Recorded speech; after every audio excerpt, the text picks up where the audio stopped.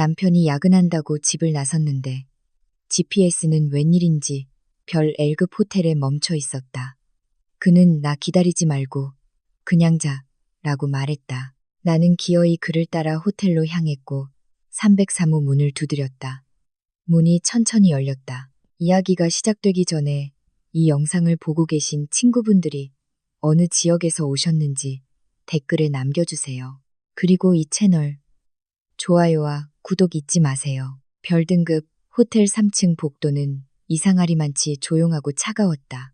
마치 누군가의 피를 얼려버리려고 냉방 온도가 극도로 낮춰진 것 같았다. 두꺼운 젓갈색 카펫이 김지혜의 발걸음 소리를 흡수했지만 그녀의 가슴 속에서 울리는 고독만큼은 막지 못했다. 심장이 갈비뼈를 아프게 때리며 격렬하게 뛰었다. 지혜는 복도 구석에 얼어붙은 듯 서서 10걸음 앞에 있는 303호 문을 넋을 잃고 바라보았다. 그녀는 휴대폰을 꽉 쥐어 손가락 마디가 하얗게 질렸다. 방금 전 그 휴대폰에서 길게 진동이 울렸었다. 화면에 남편 이름 박준우가 선명하게 떠 있었다. 심호흡, 지혜. 떨리는 손으로 숨을 들이마셨다. 그녀는 화면의 녹색 버튼을 밀어 전화를 받았다. 귀에 휴대폰을 갖다 대고 목소리가 최대한 평범하게 들리도록 애썼다. 마치 거실에 곱게 앉아있는 순종적인 아내처럼 남편의 외도 현장 호텔방 앞에 서 있는 아내처럼이 아닌 여보세요, 여보. 지혜가 부드럽게 인사했다. 아래 십술을 깨물며 울음이 터져 나오려는 것을 참았다. 수화기 너머로 준우의 낮은 목소리가 들려왔다. 한때 지혜를 안심시켰던 목소리. 하지만 지금은 낯설고 가식으로 가득 차 있었다. 숨길 수 없는 짜증 섞인 톤이었다. 자기야, 아직 안 잤어? 준우가 물었다. 걱정하는 톤은 전혀 없었다. 오직 귀찮아하는 소리뿐이었다. 내가 아까 말했잖아. 기다리지 말라고. 회사 일 때문에 정신이 하나도 없어. 큰 프로젝트 제안서 수정 요청이 오늘 밤까지라 오늘 아침까지 야근해야 돼. 지혜는 눈을 감았다. 그 거짓말은 남편의 입에서 너무나 매끄럽게 흘러나왔다. 주저함도 망설임도 없었다. 지난 5년간 그녀와 결혼 생활을 해온 남자가 거짓말을 하는 것이 제2의 천성이 된 것 같았다. 아, 그렇구나, 여보. 지혜가 나직이 대답했다. 그녀의 시선은 다시 303호 문을 쏘아보았다. 문틈 아래로 방 안에 밝은 불빛이 새어나오는 것이 보였다. 근데 저녁은 먹었어? 회사로 배달 앱으로 뭐 시켜줄까? 됐어. 준우가 서둘러 거절했다. 목소리가 약간 높아졌다. 그는 이내 헛기침을 하며 너무 과한 반응이었다는 것을 깨달은 듯했다. 아니, 회사 동료들이랑 아까 미리 시켜서 같이 먹었어. 너 그냥 자. 전화 계속하지 마.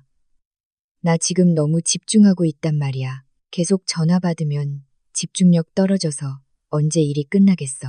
호텔 공기와는 대조적으로 따뜻한 눈물이 지혜의 뺨을 타고 흘러내렸다. 남편이 연기를 참 잘하는구나. 만약 지혜가 집 노트북에서 준우의 이메일 계정에서 위치 추적 기능을 끄지 않았다면 오늘 밤 지혜는 남편의 생계 유지를 방해했다는 죄책감 속에서 잠들었을지도 모른다. 미안해, 여보. 당신 아플까봐 걱정돼서 그랬어. 지혜가 말했다. 목소리가 아주 미세하게 떨렸다. 하지만 준우 귀에는 졸음 섞인 떨림으로 들렸을 것이다. 그래, 이제 끊을게. 현관문 잠그는 것 잊지 말고. 전화는 일방적으로 끊어졌다. 지혜의 휴대폰 화면이 다시 어두워졌다. 그녀는 천천히 손을 내렸다. 복도에는 다시 정적이 찾아왔지만 이번에는 더욱 숨막히는 느낌이었다. 준우는 집에서 어리석은 아내와 통화를 마쳤다고 생각했다. 준우는 303호 방 안에서 자신이 안전하다고 믿었다. 지혜는 손등으로 눈물을 닦았다. 됐다. 오늘 오후에 이 호텔에 멈춘 준우의 위치를 봤을 때 이미 충분히 울었다. 이제 울 시간이 아니다. 이제 증명할 시간이다. 지혜가 앞으로 걸음을 옮겼다. 한 걸음, 두 걸음, 다리에 납덩이를 매단 듯 무거웠다.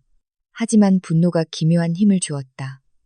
지난주 준우가 샤워하는 동안 훔쳐본 휴대폰 속 다정한 메시지들, 정비소 직원이라는 연락처에서 온 자동차와는 거리가 먼 그리움과 만남의 약속으로 가득 찬 역겨운 문자들. 지혜는 303호 문 앞에 도착했다.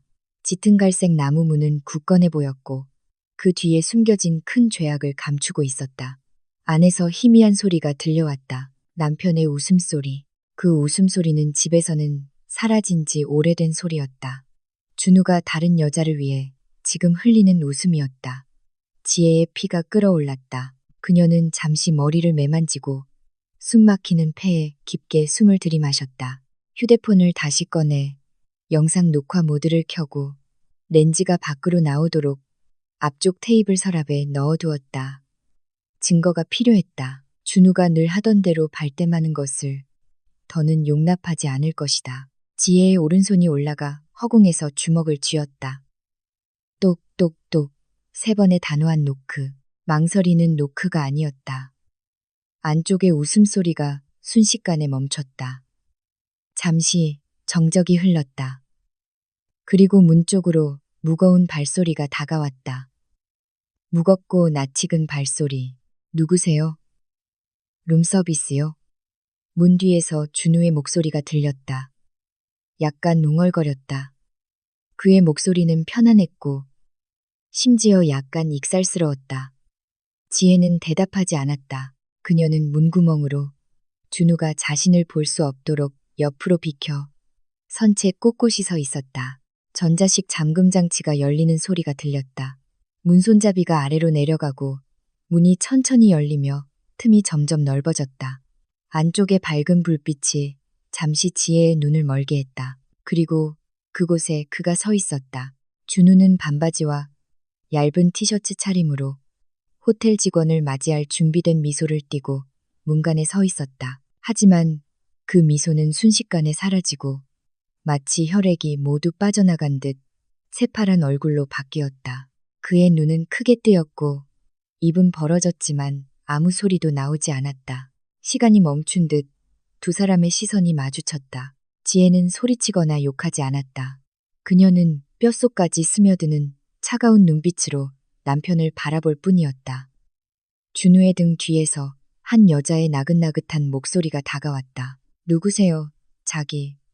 왜 이렇게 늦어요? 헝클어진 머리를 늘어뜨린 젊은 여자가 준우의 오버사이즈 작업 셔츠를 잠옷처럼 입고 나타났다. 여자는 준우의 어깨 너머로 고개를 내밀었고 지혜가 서 있는 것을 보자 작은 비명이 목구멍에 갇혔다. 303호 문간에서 시간은 아주 느리게 마치 상처 입은 피부 위로 떨어지는 산성수처럼 고통스럽게 흘러갔다. 지혜 앞에 선 준우는 뻣뻣하게 굳어 있었다. 아까 웃음으로 가득 찼던 그의 얼굴은 이제 비참한 공포의 가면으로 변해 있었다. 그의 입은 산소를 잃은 물고기처럼 벌어졌다. 열리기를 반복했지만 목구멍에서는 어떤 소리도 나오지 않았다. 준우 뒤의 여자는 한 걸음 물러섰다. 그녀의 얼굴은 창백했다. 그녀는 지혜를 알아봤다. 물론 알아봤다. 준우의 책상 위에는 그들의 가족 사진이 크게 걸려 있었고 서연은 보스에게 보고하거나 단순히 유혹하기 위해 그곳에 자주 서 있었을 것이다. 어색하고 떨리는 동작으로 서연은 자신이 입고 있는 남자의 셔츠 깃을 여몄고 드러난 목선을 감추려 했다. 얇은 천 조각이 그들이 저지른 죄를 숨길 수 있을 것처럼 말이다. 지혜 씨. 준우의 목소리가 마침내 갈라지고 터져 나왔다. 왜 여기 있어요? 그 질문은 지혜의 귀에 너무나도 멍청하게 들렸다. 왜 여기 있냐고. 지혜는 웃고 싶었고 소리치고 싶었고 남편의 뺨을 새빨갛게 때려주고 싶었다. 하지만 이상하게도 그녀의 몸은 폭력을 행사하려 하지 않았다. 너무나 거대한 분노가 오히려 그녀를 차분하게 만들었다. 죽일 듯한 평온함이었다. 지혜는 대답하지 않았다. 그녀는 뻣뻣하게 서서 자신의 서랍에 꽂힌 카메라 렌즈가 모든 것을 녹화하도록 내버려 두었다. 준우의 식은땀이 송골송골 맺히는 것, 침대 옆 탁자 위에 반쯤 비어있는 와인병, 마치 자기 남편의 마음을 얻는데 성공했다는 듯한 여자, 두려움에 질려있지만 희미하게 승리감을 내비치는 서연의 얼굴까지. 자기야, 내 말 좀 들어봐. 준우가 한 걸음 다가서며 지혜의 어깨를 잡으려 손을 뻗었다. 이건 당신이 생각하는 그런 거 아니야. 그냥 프레젠테이션 자료 얘기 중이었어. 서연이가 커피를 쏟아서 내 옷을 입은 거야. 맹세해, 자기야. 그 거짓말은 또다시 튀어나왔다. 너무 빠르고 너무 우스꽝스러웠다. 지혜는 부드럽지만 단호한 동작으로 준우의 손을 쳐냈다. 그녀는 사랑과 순종으로 가득했던 남편의 눈을 깊숙이 들여다보았다. 이제 그 눈빛은 얼음처럼 차갑고 텅 비어 있었다. 지혜는 미소를 지었다. 퇴근하는 준우를 맞이할 때 짓던 달콤한 미소가 아니라 경멸로 가득 찬 비웃음이었다. 그녀는 한마디도 하지 않았다. 그녀는 그저 눈썹을 살짝 치켜 올리며 서연이 입고 있는 셔츠에 달린 준우 명찰을 쳐다본 다음 다시 준우의 눈을 바라보았다. 이 침묵의 행동은 천마디의 욕설보다 더 매서운 메타작이었다.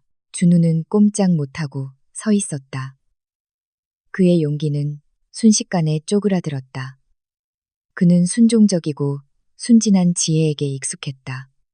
이런 지혜는 상대할 준비가 되어 있지 않았다. 마치 쓰레기를 바라보는 듯한 눈빛으로 자신을 바라보는 지혜에게 말이다. 경고도 없이 지혜는 발길을 돌렸다. 그녀는 그 역겨운 광경을 등지고 돌아섰다. 지혜, 잠깐만. 가지마. 준우가 당황해서 소리쳤다. 그는 따라가려 했다. 속옷 차림으로 호텔 방 밖으로 발을 내디뎠다. 지혜는 멈추지 않았다. 그녀의 단호한 발걸음 소리가 복도의 카펫에 울려 퍼졌다.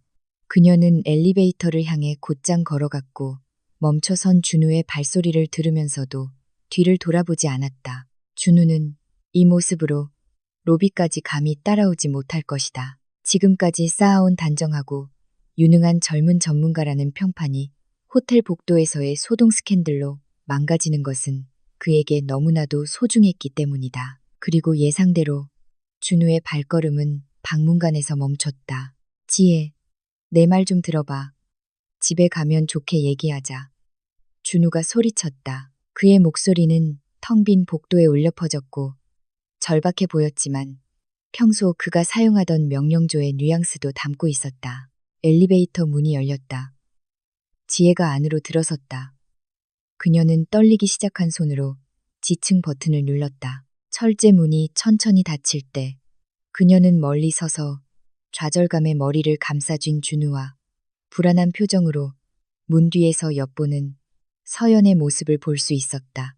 문이 꽉 닫혔다. 정적 엘리베이터가 내려가기 시작하자마자 지혜의 방어막이 무너졌다.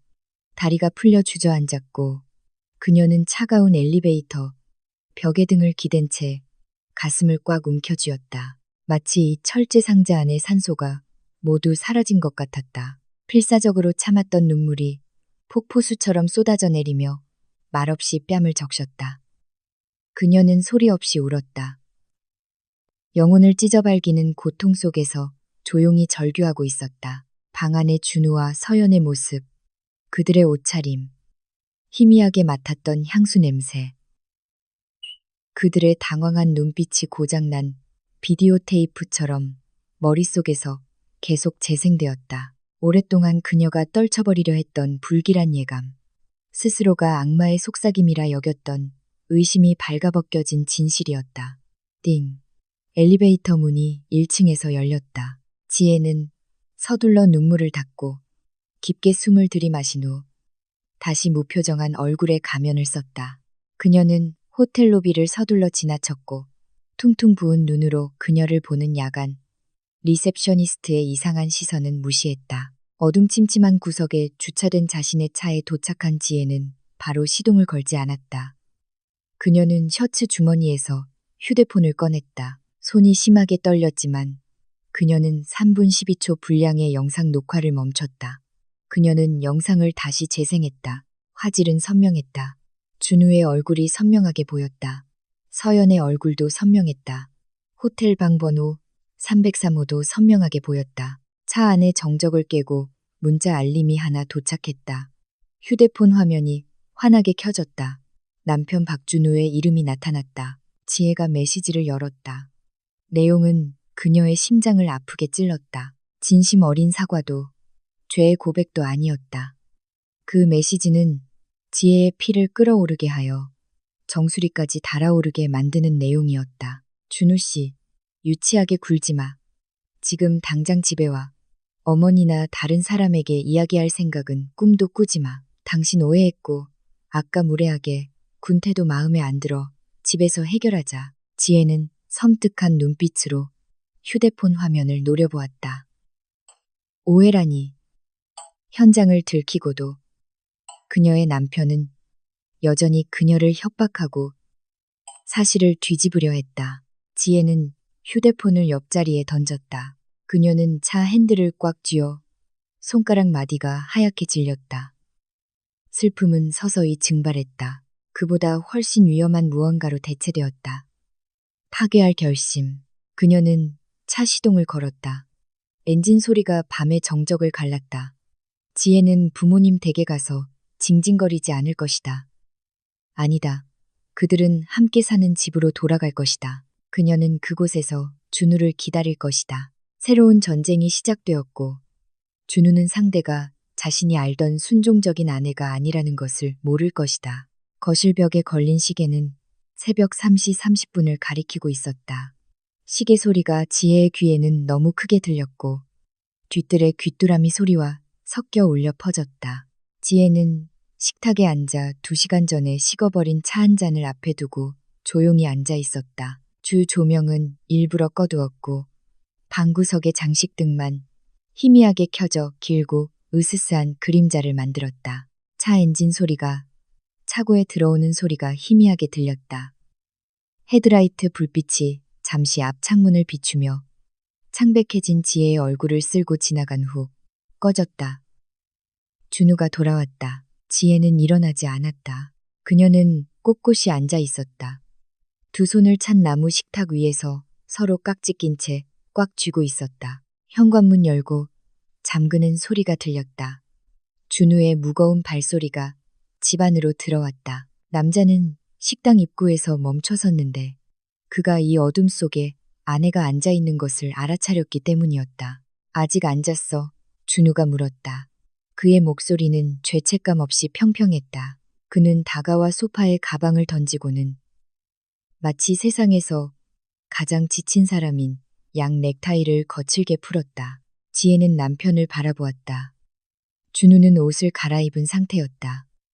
호텔에서 서연이 입었던 작업 셔츠는 보이지 않았다. 그는 차 트렁크에 항상 비상용으로 넣어두는 편안한 폴로 셔츠를 입고 있었다.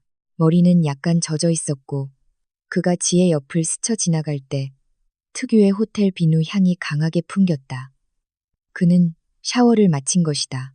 다른 여자의 흔적을 몸에서 씻어냈다. 당신 설명 기다리고 있어요, 여보. 지혜의 목소리는 거의 속삭임에 가까웠다. 준우는 길게 한숨을 쉬었다. 이 드라마에 시달리는 것을 보여주기 위해 인위적으로 내쉬는 한숨이었다. 그는 지혜 맞은편 의자를 끌어당겨 다리를 넓게 벌리고 앉아 위협적인 눈빛으로 아내를 노려보았다. 또 무슨 설명이 필요해, 지혜? 아까 본 건 그냥 오해야. 준우가 단호하게 말했다. 그는 몸을 앞으로 숙였다. 당신도 알잖아. 발리 리조트 건축 프로젝트가 내 커리어에 얼마나 중요한지. 서연이는 그 프로젝트 책임자의 비서야. 아까 우리가 예산을 수정할 때 그녀가 실수로 뜨거운 커피를 자기 옷에 쏟았어. 갈아입을 옷이 없는데 적고 끈적한 옷을 입고 회의하게 둘 수는 없잖아. 내가 셔츠를 빌려준 거야. 그게 유일하게 있었으니까. 이건 인도적인 조치였어, 자기야. 불륜이 아니라고. 지혜는 믿을 수 없다는 듯 입을 벌렸다. 그 이야기는 겉으로 듣기에는 매우 깔끔하고 그럴듯했지만 그날 밤 두 사람의 눈빛을 직접 본 아내에게는 너무나 우스꽝스러웠다. 호텔방에서 둘이서 한밤중에 지혜의 목소리가 높아지기 시작했다. 로비에서 하면 되지. 왜 방에서 그랬어요? 로비는 시끄러우니까 집중할 공간이 필요했어. 준우가 지혜의 말을 빠르게 잘랐다. 그리고 그 방은 팀 숙소로 빌린 곳이야.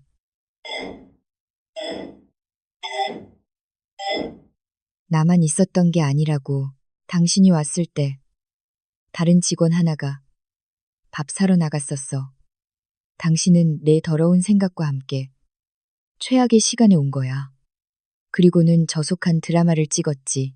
준우는 일어나더니 식탁 주위를 돌아다니기 시작했다. 포식자가 먹잇감을 맴도는 것처럼 서성거렸다. 그는 피해자 역할을 하기 시작했다. 나는 당신에게 실망했어. 지혜. 정말 실망했어요? 준우가 고개를 저으며 말을 이었다. 나는 당신과 아이들이 잘 살 수 있도록 회사의 목표를 생각하며 밤새 뼈 빠지게 일하는데 내 보상이 뭐야? 나를 미행해? 나를 의심해? 남편의 사생활을 존중하지 않아? 그 말들은 뱀의 독처럼 튀어나와 지혜의 논리를 마비시켰다. 준우는 지혜가 스스로의 이성을 의심하기 시작할 때까지 계속 공격하며 사실을 뒤집었다. 정말 다른 직원이 있었을까? 정말 옷만 갈아입은 걸까? 내 휴대폰 해킹했지. 준우가 갑자기 지혜의 얼굴을 가리키며 비난했다. 내가 은행에서 GPS를 추적하지 않았다면 내가 호텔에 있다는 걸 어떻게 알았겠어? 이건 범죄 행위야, 지혜. 넌 제정신이 아니야. 나에 대한 너의 집착은 건강하지 않아. 이럴 거면 정신과 의사가 필요해. 지혜의 눈에서 다시 눈물이 흘러내렸다. 슬픔 때문이 아니라 극에 달한 좌절감 때문이었다. 당장이라도 휴대폰 속 녹화 영상을 내밀어 이 혀가 독으로 가득 찬 남편의 입을 막고 싶었다. 하지만 본능이 그녀를 제지했다. 지금 준우가 공격 모드일 때 비장의 카드를 꺼내면 남편은 분명 휴대폰을 빼앗아 부숴버릴 것이다. 지혜는 궁지에 몰리면 얼마나 흥분하는지 알고 있었다. 난 당신이 정말 행복해 보여서 좋았어요. 지혜는 준우의 비난을 무시하며 말했다. 두 분이서 웃고 떠드는 모습. 그건 일 때문에 머리가 아픈 사람들의 웃음이 아니었어요. 준우는 냉소적으로 웃었다. 오, 그럼 이제 남편은 웃으면 안 돼? 아내 만족시키려면 계속 찡그리고 다녀야 해. 지혜? 내 논리가 어디 갔어? 준우는 다가와 지혜의 의자 옆에 쭈그리고 앉았다. 그는 전술을 바꿨다. 그의 얼굴은 부드러워졌고 그의 손은 지혜의 차가운 손을 잡았다. 그 접촉에 지혜는 역겨움에 소름이 돋았다. 하지만 그녀는 그를 내버려 두었다. 들어봐, 자기야. 준우의 목소리는 낮아졌고 회유하는 듯 했지만 조종으로 가득 차 있었다. 서연이는 같이 일하기 재밌는 동료야. 내 업무 스트레스를 덜어주려고 농담도 주고받을 수 있지. 걔 질투할 필요 없어. 걔는 전문직 여성이고 교육도 잘 받았고 눈높이가 높다고. 남의 남편을 좋아할 리가 없어. 내 자신을 비하하지 마. 질투심에. 그 말은 부드러웠지만 모욕적이었다. 간접적으로 준우는 단지 주부인 지혜가 서연과 수준이 다르다고 말하고 있었다. 준우는 일어나서 지혜의 머리 정수리에 가볍게 키스했다. 유다의 키스. 됐어. 나 너무 피곤해. 내일 아침에 또 발표해야 하니까. 아까 일은 없었던 걸로 해. 내 부정적인 생각 다 지워버려. 그리고 아까 사진이나 영상 찍은 거 있으면 지금 당장 지워. 우리 가족 망신시키려고 헛소문 퍼뜨리지 마. 준우는 뒤돌아보지 않고 안방으로 향했다. 지혜는 어둠 속에서 남편의 뒷모습을 바라보았다. 가슴이 너무 답답했다. 준우의 설명에는 허점이 많았고 거짓말로 가득했다. 다른 직원. 문 앞에 다른 신발은 없었다. 커피에 젖었다던 셔츠는 얼룩 하나 없이 깨끗했다. 준우는 자기가 이겼다고 생각했다. 지혜가 죄책감을 느끼고 입을 다물 것이라고 생각했다. 지혜는 테이블 위에 놓인 휴대폰을 집어들었다. 갤러리를 열어 3분짜리 영상 썸네일을 바라보았다. 그녀의 손가락이 삭제 아이콘 위에서 잠시 머물렀다. 평온하고 행복한 척하는 삶으로 돌아가고 싶은 유혹은 너무나 컸다. 하지만 준우 뒤에서 비웃던 서연의 얼굴이 다시 떠올랐다. 아니, 지혜는 삭제하지 않았다. 대신 그녀의 손가락이 재빠르게 움직여 업로드 버튼을 눌렀다. 그녀는 소셜미디어에 올리지 않았다. 너무 성급했다. 그녀는 그 영상을 준우조차 모르는 자신이 가진 클라우드 저장소에 업로드했다. 업로드가 막 끝나자 지혜의 휴대폰이 진동했다. 문자 메시지가 도착했다. 지혜는 눈살을 찌푸렸다. 이른 아침에 누가 메시지를 보냈을까? 준우에게 온 것이 아니었다. 메시지는 모르는 번호에서 온 것이었다. 프로필 사진도 없었다. 낯선 번호였다. 안녕하세요. 예쁜 지혜 씨. 아쉽게도 만남이 짧았네요. 박준우 씨, 혼내지 마세요. 저랑 일하느라 너무 지쳐서요. 아, 그리고 다음에 오실 땐 문 좀 정중하게 두드리세요. 놀라게 하지 마시고요. 지혜의 피가 끓어올랐다. 그것은 서연에게서 온 것이었다. 그 여자는 그녀에게 공개적으로 도발하고 있었다. 지혜는 멍한 눈으로 휴대폰 화면을 노려보았다. 서연의 메시지는 그녀의 심장을 태우고 있는 불길에 기름을 부은 것과 같았다. 그 여자는 남편을 빼앗았을 뿐만 아니라 태연하게 그녀의 자존심까지 짓밟고 있었다. 서연이 그런 문자를 보낼 용기를 냈다는 것은 한 가지를 분명히 보여주었다. 서연은 우위에 있다고 느꼈다. 그녀는 준우에게서 완전한 지지를 받고 있다고 느꼈고 그 지지가 약하다고 여기는 정당한 아내에게는 통하지 않는다고 믿었다. 지혜는 메시지에 답장하지 않았다. 그녀의 분노 섞인 답장 하나가 훗날 서연과 준우의 웃음거리가 될 뿐이라는 것을 알았다. 그녀는 추가 증거로 스크린샷을 찍은 후 그 번호를 차단했다. 아침 해가 떠오르며 식당의 창문 틈을 비집고 희미한 주황빛을 보냈다. 지혜는 계속 여기 앉아 있을 수 없다는 것을 깨달았다. 오늘은 수요일이다. 평소처럼 그녀는 아들 박민준 칠의 아침 식사와 교복을 준비하고 자신들의 세상이 괜찮은 척 연기해야 했다. 지혜는 수시는 다리를 이끌고 부엌으로 향했다. 그녀는 계란을 깨고 양파를 썰고 가스레인지를 켰다. 뜨거운 기름이 지글거리는 소리가 오늘 아침 그녀의 귀에는 낯설게 들렸다. 보통은 남편과 아이가 맛있게 먹는 모습을 상상하며 작은 노래를 흥얼거리며 요리했지만 오늘은 그녀의 모든 움직임이 영혼 없이 봉사하도록 프로그래밍된 로봇처럼 기계적이었다. 오전 6시 준우가 침실에서 나왔다. 그는 짙은 파란색 정장 차림으로 단정했고 얼굴은 생기 넘쳤다. 마치 어젯밤의 소동과 이른 귀가는 없었던 일처럼 말이다. 그는 태블릿에서 디지털 신문을 펼치며 콧노래를 흥얼거렸다. 또 볶음밥이네. 자기. 지혜가 그의 앞에 접시를 놓을 때 그의 가벼운 코멘트였다. 가끔은 샌드위치도 만들어줘. 밥만 먹으니까 질려. 지혜는 숨을 참았다. 이 남자가 어떻게 하룻밤 사이에 당황한 남편에서 조종하는 남편으로, 그리고 이제 변덕스러운 남편으로 역할을 바꿀 수 있는지. 모든 것이 몇 시간 만에 일어났다. 네 여보, 죄송해요. 식빵이 다 떨어졌어요. 지혜는 짧게 대답했다. 그녀는 준우의 눈을 감히 쳐다보지 못했다. 그녀의 눈빛이 마음속에서 무성하게 자라고 있는 증오를 드러낼까봐 두려웠다. 민준이가 아직 삐뚤어진 빨간색 초등학교 넥타이를 맨 채 방에서 작은 걸음으로 달려나왔다. 아빠, 엄마, 좋은 아침. 그가 쾌활하게 소리쳤다. 아이는 즉시 준우의 다리를 껴안았다. 좋은 아침, 우리 아들. 준우는 민준이를 무릎에 앉히고 다정하게 뺨에 키스했다. 이 광경은 지혜의 명치를 아프게 했다. 준우는 좋은 아빠야.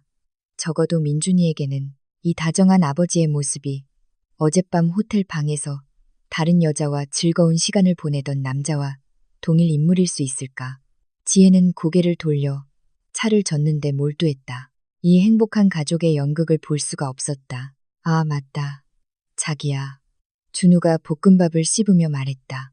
오늘 점심때 나 연락 안 될 거야. 11시부터 저녁까지 이사회 회의가 꽉 차 있어. 휴대폰은 꺼놓을 거야. 그러니까 전화하지 마. 지혜는 조용히 고개를 끄덕였다. 네, 여보. 지혜는 준우의 이사회 회의 일정이 보통 월요일이라는 것을 알고 있었다. 게다가 갑작스러운 회의가 있더라도 준우는 휴대폰을 무음으로만 할 뿐 끄는 법이 없었다. 이 핑계는 너무 진부하다.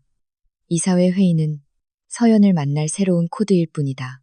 준우가 민준이를 학교에 데려다 주고 사무실로 간 후 집은 다시 조용해졌다. 숨 막히는 정적이었다. 지혜는 자신의 집벽이 자신을 짓누르는 것 같다고 느꼈다. 그녀는 확신이 필요했다. 짧은 영상이나 도발적인 메시지가 아니라 반박할 수 없는 증거가 필요했다. 지혜는 안방으로 들어갔다. 준우의 향수 냄새가 아직 거기에 남아 있었다. 호텔 복도에서 맡았던 희미한 여성 향수 냄새와 섞여 있었다. 지혜는 준우의 옷장을 열었다. 준우가 방금 세탁 바구니에 던진 작업 바지를 뒤졌다. 비어 있었다. 그녀는 방 구석에 있는 준우의 책상으로 향했다. 서랍들은 잠겨 있었다. 물론 지난 3개월 동안 준우는 항상 회사 기밀 서류라며 서랍을 잠갔다. 지혜는 예전에는 믿었지만 지금은 그 안에 시체가 숨겨져 있다는 것을 알았다. 지혜는 무언가 떠올렸다. 준우가 예전에 망가진 낡은 시계상자 안에 이 서랍의 예비 열쇠를 가장 높은 곳에 숨겨두었었다. 지혜는 작은 의자에 올라가 먼지 쌓인 옷장 꼭대기를 더듬었다. 그녀의 손가락이 검은 벨벳 상자에 닿았다. 상자를 열었을 때 심장이 격렬하게 뛰었다. 헷갈렸다. 작은 은색 열쇠는 여전히 그곳에 시계 쿠션 뒤에 꽂혀 있었다. 떨리는 손으로 지혜는 준우의 책상 서랍을 열었다. 첫눈에는 내용물이 평범해 보였다. 프로젝트 서류 더미, 몇 개의 파일, 필기구. 하지만 지혜는 어리석지 않았다. 그녀는 가장 아래에 있는 서류 더미를 들어 올렸다. 그곳에 그것이 있었다. 열정적인 사진이나 사랑 편지가 아니라 그녀와 민준이의 미래에게는 훨씬 더 끔찍한 무언가였다. 법무사라고 쓰인 빨간색 파일. 그 안에는 이 집의 등기부등본, 사본이 있었다. 결혼 후 그들의 이름으로 공동 명의로 바뀐 돌아가신 아버지에게서 물려받은 집의 등기부등본이었다. 등기부등본 옆에는 그 등기부등본을 담보로 한 15억 원의 채무관계 증서가 첨부되어 있었다. 대출 실행일은 2주 전이었다. 지혜는 입을 막고 비명을 삼켰다. 그렇게 많은 돈은 대체 어디에 쓰려는 것일까? 준우의 사업은 잘 되고 있었고 긴급한 필요는 없었다. 지혜의 시선은 다음 장으로 향했다. 서울 남부의 고급 아파트 분양 홍보지. 그 홍보지에는 파란색 잉크로 쓴 준우의 자필 메모가 있었다. 12비호 계약금 완납, 분할 송금으로 잔금 처리. 그리고 그 아래에는 아파트 개발사, PT 그리아, 센토사 아바디에 보낸 박준우 이름으로 1억 원을 보냈다는 송금 증명서, 영수증이 있었다. 주문자 이름은 이서연이었다. 지혜의 세상은 순식간에 무너졌다. 천장이 그녀 위로 무너져 내리는 것 같았다. 이 집은 지혜의 부모님이 남긴 유일한 유산이었고 그녀가 자라난 곳이었다. 그런데 그것이 남편의 정부에게 새 집을 사주기 위해 몰래 담보로 잡혀 있었다. 지혜는 주저앉아 저주받은 책상 옆에서 무릎을 끌어안았다. 그녀는 더 이상 울지 않았다. 눈물은 이미 말라 있었다. 남은 것은 발끝에서 정수리까지 퍼지는 차가운 감각뿐이었다. 한때 금이 갔던 심장은 이제 산산조각 나 먼지가 되었다. 불륜으로 인한 고통은 쓰라렸지만 재정적으로 배신당하고 아이의 미래가 위태로워진 고통은 죽을 만큼 쓰라렸다. 준우는 더 이상 그녀의 남편이 아니었다. 준우는 한 집에서 살고 한 침대에서 자고 한 식탁에서 밥을 먹는 현실적인 적이었다. 이 고통스러운 정적 속에서 지혜의 안에서 새로운 자각이 떠올랐다. 계속 울고만 있으면 모든 것을 잃을 것이다. 준우가 빚을 갚지 못하면 집은 압류될 것이다. 민준이는 방치될 것이다. 서연은 새 아파트에서 웃을 것이다. 지혜는 눈을 들어 올렸고 눈은 퉁퉁 부었지만 그녀의 눈빛은 날카롭고 단호했다. 그녀는 떨리는 손으로 그 모든 서류를 하나하나 사진으로 찍었다. 더 이상 떨림도 망설임도 없었다. 불장난하고 싶으세요, 여보? 그녀는 빈방에 속삭였다. 목소리는 쉬었지만 위협적이었다. 좋아요. 당신이 제가 될 때까지 불태워 버릴게요. 지혜는 서랍을 원래대로 정리하고 열쇠를 숨겨둔 곳에 돌려놓았다. 그녀는 화장대 거울 앞에 섰다. 거울 속의 여자는 엉망이었지만 그녀의 눈에는 새로운 불꽃이 타오르고 있었다. 둥지를 건드린 엄마의 불꽃이었다. 오늘 지혜는 가만히 있지 않을 것이다. 그녀에게는 새로운 목적지가 있었다. 돌아가신 아버지의 친구인 김대현 변호사의 법률사무소였다. 김대현 변호사의 서재에 들어서자 낡은 종이와 나무 광택제, 냄새가 후각을 맞았다. 마지막으로 아버지를 모시고 유언장 처리를 위해 왔을 때와 달라진 것이 없었다. 천장까지 닿는 높은 책장에는 수많은 두꺼운 법전이 꽂혀 있었고 마치 인간의 수많은 분쟁 사건을 증언하는 듯했다. 머리가 완전히 희끗희끗한 중년 남자인 김대현 변호사는 지혜가 방금 인쇄한 서류 사진들을 안경 너머로 훑어보았다. 그의 이마에 깊은 주름이 잡혔다. 그는 안경을 천천히 벗고 콧대를 문질렀다. 희소식은 아니라는 제스처였다. 이건 복잡하구나.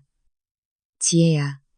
김대현 변호사의 무거운 목소리가 고통스러운 정적을 갈랐다. 매우 복잡해. 지혜는 무릎 위에 핸드백을 꽉 쥐었다. 집은 아버지 유산이에요. 삼촌. 결혼 후에 공동명의로 바뀐 건 맞지만 원래 아버지 것이잖아요. 준우가 제 서명 없이 법무사 앞에서 담보로 잡을 수 있나요?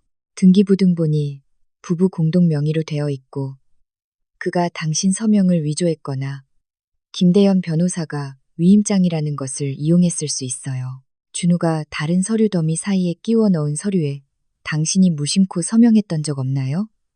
지혜는 침묵했다. 그녀의 기억이 되감겼다. 준우는 종이 뭉치를 집에 자주 가져왔다. 그냥 일반 행정이야. 자기. 여기에 서명하고 여기 그리고 여기. 지혜는 항상 따랐다. 그녀는 남편이 도둑이 아니라 자신의 보호자라고 믿었다. 그녀의 어리석음이 스스로의 뺨을 때리는 것 같았다. 이 빚은요. 김대현 변호사가 빚 계약서를 두드렸다. 이건 담보권이 설정된 빚이에요. 준우가 빚을 갚지 못하면 은행이나 채권자는 집을 압류할 권리가 생겨요. 그리고 지금 감정적으로 이혼 소송을 걸면 결혼 중에 발생한 이 빚은 공동재산으로 간주될 수 있어요. 당신은 남편의 빚까지 짊어진 가난한 미망인으로 이 결혼에서 나올 수도 있어요. 지혜의 눈에서 다시 눈물이 흘러내렸다. 이번에는 슬픔 때문이 아니라 숨 막히는 두려움 때문이었다. 준우와 서연이 새 아파트에서 즐기는 동안 자신과 민준이가 집에서 쫓겨나 거리를 헤매는 모습을 상상했다. 그럼 전 어떻게 해야 하죠? 삼촌, 지혜가 절망적으로 물었다. 김대현 변호사는 몸을 앞으로 숙여 지혜를 바라보았다.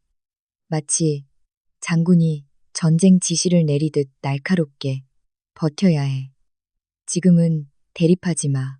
그가 당신이 이 등기부등본 문제를 알고 있다는 것을 알게 해서는 안 돼. 준우의 불륜에 대한 증거를 더 모아야 해.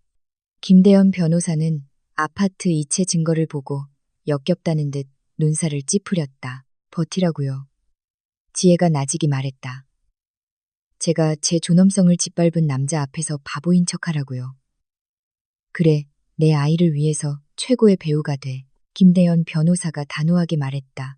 그가 안심하게도 방심하게 만들어 불륜 증거를 더 모아 대화 녹음하고 그의 계좌 접근 권한을 알아내. 증거가 준비되면 민사 및 형사적으로 반격할 거야. 법적 하자로 빚계약을 무효화하거나 가정 내 횡령으로 몰아갈 수 있어. 하지만 그날이 올 때까지 당신은 고통을 삼켜야 해. 집으로 돌아가는 길은 지옥으로 가는 길 같았다. 흐린 자카르타 하늘은 지혜의 마음 상태를 대변하는 듯했다. 한때 그녀의 궁전이었던 집으로 다시 들어서는 것은 감옥에 들어가는 것 같았다. 집안의 모든 구석이 준우의 배신을 상기시켰다. TV를 보던 소파, 이야기를 나누던 식탁, 모든 것이 더럽혀진 기분이었다. 그날 밤 진정한 시험이 시작되었다. 준우는 평소보다 이른 오후 7시에 돌아왔다. 그는 지혜가 가장 좋아하는 달콤한 마르타박 한 봉지를 들고 왔다. 마치 3만 원짜리 마르타박이 수십억 원의 자산 횡령과 불륜의 죄를 속죄할 수 있는 것처럼 말이다. 밤에 왔어, 자기. 준우가 거실로 들어서며 쾌활하게 인사했다. 그는 아내의 기분을 파악하려는 듯 조심스럽게 지혜를 곁눈질했다. 어젯밤 일 때문에 아직도 화났나? 지혜는 소파에 앉아 옷을 개고 있었다. 심장이 세차게 뛰었다. 김대현 변호사의 말이 귓가에 맴돌았다. 최고의 배우가 되라. 지혜는 심호흡을 하고 입꼬리를 억지로 끌어올렸다. 그 미소는 뻣뻣하고 고통스러웠다. 마치 얼굴 피부를 잡아당기는 접착제가 있는 것 같았다. 이제 안 화났어요, 여보. 지혜가 나직이 대답했다. 그녀는 일어나 준우의 손에서 마르타박을 받았다. 미안해요. 어제 내가 너무 감정적이었어요. 아마 생리기간이라 좀 예민했나 봐요. 준우의 눈이 빛났다. 그는 엄청나게 안도하는 것처럼 보였다. 그의 얼굴에 있던 의심의 짐이 순식간에 사라졌다. 자신의 가스라이팅 전술이 성공했다고 느꼈다. 어리석은 아내가 다시 정상으로 돌아왔다고. 그래, 그래야지. 준우는 지혜를 껴안았다. 준우의 넓은 가슴이 자신에게 닿자 지혜의 몸이 뻣뻣하게 굳었다. 준우의 향수 냄새와 땀 냄새가 섞여 그녀의 속을 메스껍게 만들었다. 토하고 싶었다. 이 남자를 밀어내고 얼굴에 침을 뱉고 싶었다. 하지만 지혜는 자신을 억눌렀다. 그녀는 준우가 자신을 껴안도록 내버려 두었다. 그녀의 두 손은 옆구리에 꽉 쥐어져 손톱이 손바닥을 파고들었다. 나도 당신 오해하게 만들어서 미안해. 준우가 지혜의 귓가에 속삭였다. 듣기 역겨운 거짓 사과였다. 당신 마음 편하도록 여자 동료와 거리를 더 두겠다고 약속할게. 거짓말쟁이. 지혜는 속으로 소리쳤다. 그날 밤은 느리고 고통스러운 고문처럼 지나갔다. 지혜는 준우의 저녁 식사를 대접하고 허풍으로 가득 찬 직장 이야기를 듣고 그의 농담에 웃는 척해야 했다. 매 순간이 고통스러웠다. 지혜는 생존 전략을 위해 자신의 영혼을 매춘하고 있는 기분이었다. 절정은 잠잘 때 찾아왔다. 준우가 몸을 밀착시키고 자신을 만지려 하자 지혜는 반사적으로 살짝 밀어냈다. 못해요, 여보. 생리 중이에요. 지혜는 재빨리 침대 가장자리로 몸을 옮겨 남편에게 등을 돌렸다. 아, 그랬구나. 준우는 실망한 듯 중얼거리고는 몸을 돌려 몇 분 만에 깊은 잠에 빠졌다. 지혜는 잠을 이룰 수 없었다. 그녀는 남편의 규칙적인 코골이 소리를 들으며 방의 어둠을 응시했다. 눈물이 다시 조용히 흘러나와 베개를 적셨다. 더럽혀진 기분이었다. 나약하게 느껴졌다. 그녀는 이 집에서 혼자였다. 뼈를 부수는 비밀을 품고 있었다. 이야기할 곳이 없었다. 어머니에게는 심장마비가 올까봐 두려웠고 이웃에게는 창피해서 말할 수 없었다. 오직 정정만이 그녀의 친구였다. 거짓으로 가득 찬 고통스러운 3일이 흘렀다. 지혜는 이 고통에 익숙해지고 있다고 생각했다. 금요일 오후 준우에게 문자 메시지가 도착할 때까지는 말이다. 준우 씨, 자기야, 오늘 저녁에 특별한 거 준비해줘. 자기 제일 잘하는 른당이랑 속꼬리 수프. 지혜는 재빨리 답장했다. 웬일이에요, 여보. 무슨 일 있어요? 내일 토요일 프레젠테이션 최종 마무리 때문에 핵심 팀원들 잠깐 집에 들를 거야. 작은 축하 파티도 겸할 거고 4명뿐이야. 부탁해, 자기야. 그래야 우리 아내가 요리를 잘한다는 걸 보여줄 수 있지. 지혜의 피가 솟구쳤다. 핵심 팀원이라니 그 말은 서연을 의미했다. 준우가 자기가 훔친 등기부등본이 있는 이 집에 민준이에게 밥을 먹이던 식탁에 그 여자를 데려오다니 그게 무슨 용기인가? 아니면 정당한 아내에게 자기 집에서 첩을 대접하게 하는 최고의 모욕인가? 지혜는 부엌에서 심하게 떨었다. 그녀는 냉장고에서 막 꺼낸 소고기가 든 냄비를 바라보았다. 도마 위에서 주방 칼이 번쩍였다. 그녀의 감정은 이 집을 태워버리고 싶거나 최대한 멀리 도망치고 싶은 마음 사이에서 뒤섞였다. 하지만 거실에서 레고를 가지고 놀고 있는 민준이의 모습이 그녀를 붙잡았다. 지면 안 된다. 서연이 이곳에 발을 들여놓는다면 지혜는 그녀를 맞이할 것이다. 지혜는 가슴속에 분노의 불을 지펴 요리했다. 그녀는 사랑이 아니라 복수로 른당 양념을 만들었다. 그녀는 결혼 전 직장 시절에 우아하면서도 단정한 최고의 홈드레스를 입고 창백한 얼굴에 화장과 젓갈색 립스틱을 칠했다. 그녀는 완벽해 보이고 싶었다. 서연에게 자신을 초라한 아내로 보이게 할 수는 없었다. 오후 8시 벨이 울렸다. 내가 문 열게. 거실에 미리 와 있던 준우가 소리쳤다.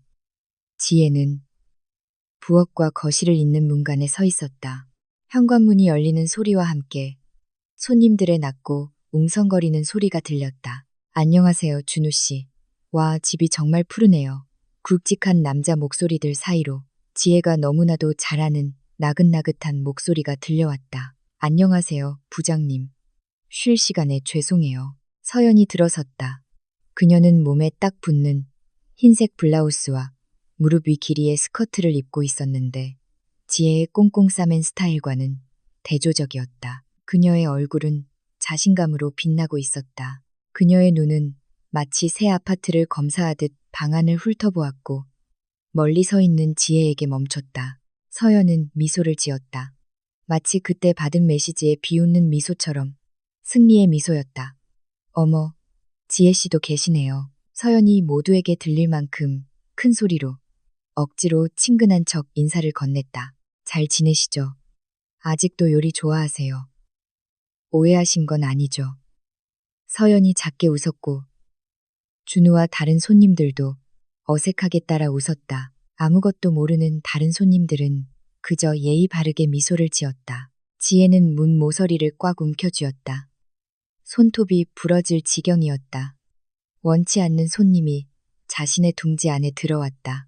그리고 지혜는 오늘 밤 자신을 차지하려는 여자에게 독을 붓지 않고 커피를 대접해야 한다는 것을 알았다. 아직 아니다. 보통 조용했던 식당 안에서 도자기 접시에 숟가락이 부딪히는 소리가 유난히 크게 울려 퍼졌다. 짙은 코코넛 밀크의 른당 냄새와 속꼬리 수프의 고소한 냄새가 공기 중에 가득 퍼졌다. 불안 바로 옆에 앉은 서연의 강한 향수 냄새와 섞였다. 그 자리는 본래 집주인이 앉아야 할 자리였다. 하지만 오늘 밤 지혜는 양보했다. 그녀는 부엌으로의 출입이 쉬운 식탁 끝에 앉아 잔이 비면 시중들 준비가 된 하인처럼 자신을 배치했다. 와, 른당이 정말 대단해요, 지혜씨. 통통한 몸매의 핵심 팀장인 최 부장이 칭찬했다. 고기가 부드럽고 양념이 잘 배었어요. 준우 씨는 요리 잘하는 아내를 둬서 정말 운이 좋네요. 지혜는 옅게 미소 지으며 형식적인 인사만 했다. 더 드세요, 부장님. 뒤에 아직 많이 있어요. 그럼요, 부장님. 서연이 갑자기 끼어들었다. 그녀는 갑자기 숟가락을 내려놓고 준우를 향해 애교 섞인 눈빛을 보냈다. 하지만 이건 준우 씨한테 좀 매운 것 같아요. 준우 씨 위장 안 좋잖아요. 코코넛 밀크를 너무 진하게 넣으면 안 되죠. 지혜 씨, 남편 위 아프다고 걱정되잖아요. 지혜는 잠시 멍해졌다. 그녀의 손이 동이의 컵에 물을 따르던 중 허공에서 멈췄다. 이 여자의 용기는 상상을 초월했다. 지혜의 음식을 먹으면서 지혜가 남편을 대접하는 방식을 비판하다니. 준우는 안절부절 못하는 것처럼 보였다. 그는 크게 헛기침을 했다. 괜찮아, 서연. 가끔은 괜찮아.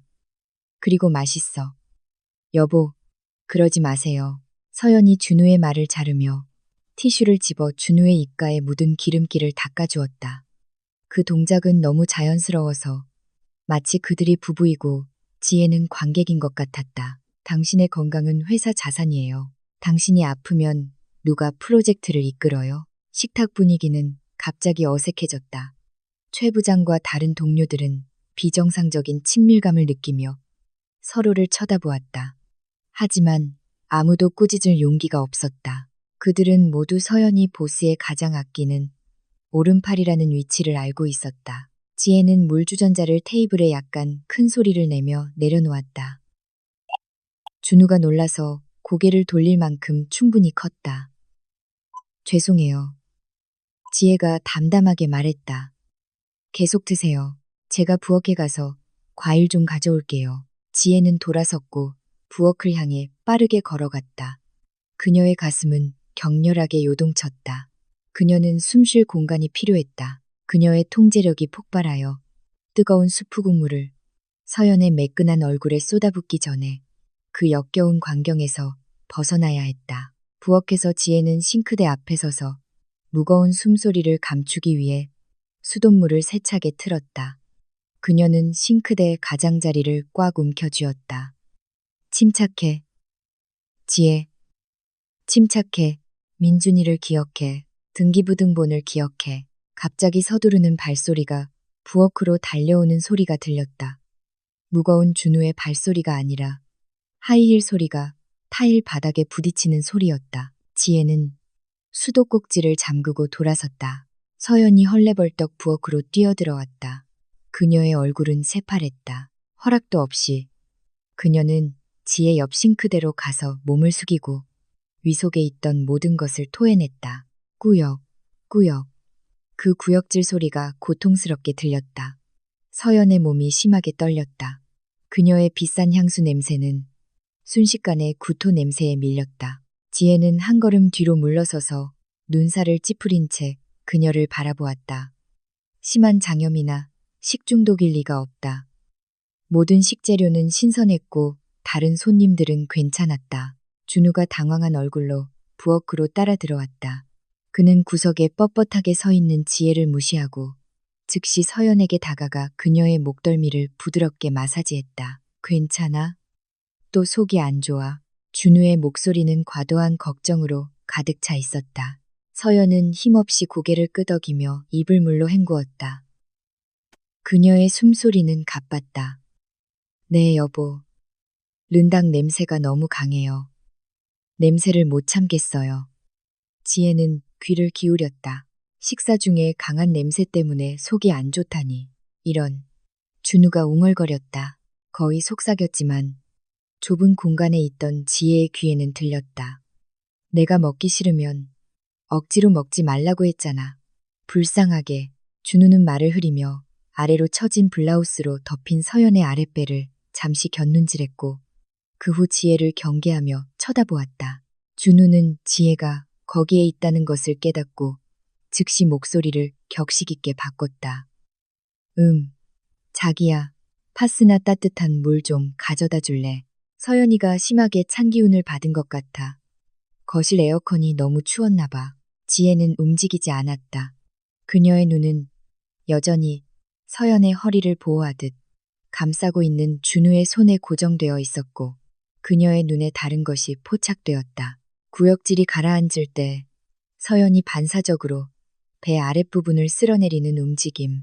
어머니의 본능적인 움직임이었다. 지혜 주변의 세상은 두 번째로 멈춘 듯했다. 퍼즐 조각들이 그녀의 머릿속에 완벽하게 맞춰졌다. 서연의 최근 옷이 항상 헐렁했던 것, 화장기 없는 창백한 얼굴, 강한 향신료 냄새에 메스꺼워하는 모습, 그리고 준우가 집 등기부등본에서 거액의 현금을 서둘러 인출하려 했던 압박감. 서연이 임신한 것이었다. 단순한 내연 관계가 아니었다. 그 남자는 준우의 아이를 임신하고 있었다. 지혜씨, 민준. 준우가 다시 불렀다. 이번에는 초조한 어조였다. 따뜻한 물 좀 가져다 줘. 지혜는 움찔했다. 그녀는 준우를 이해할 수 없는 눈빛으로 쳐다보았다. 놀라움, 역겨움, 그리고 그 밑바닥에는 엄청난 슬픔이 있었다. 남편이 다른 여자를 임신시키고 그 서자슈즈와 함께 자신의 집으로 데려온 것이다. 네, 여보. 지혜가 대답했다. 목소리는 멀게 들렸고 마치 자기 목소리가 아닌 것 같았다. 지혜는 온수 디스펜서로 돌아섰다.